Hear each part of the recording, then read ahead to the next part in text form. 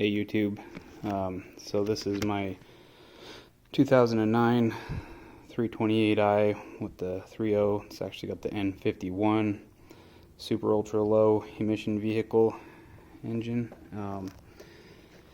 and no start. Crank it over, spins way too fast, clearly no compression.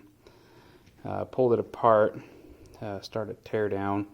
Wasn't sure. I know these timing chains are super reliable. They last life of the vehicle essentially, but I thought maybe there's a chance timing chain had popped.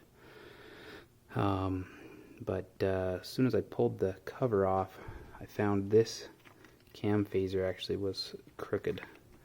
I kind of pushed it straight. Actually, it's still, you can still see it's a little bit crooked. And the issue is this little bolt here snapped all on its own. Did a search. There aren't very many.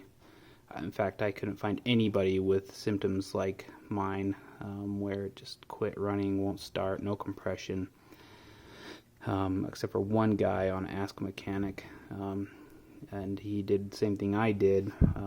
Looked through the oil filler tube up top here on the through the valve cover, and you could see, I could see that this wasn't spinning, and he mentioned the same thing on his video.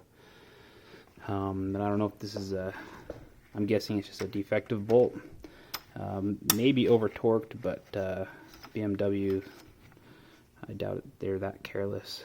But now almost 100%. I've got a few intake valves that are munched.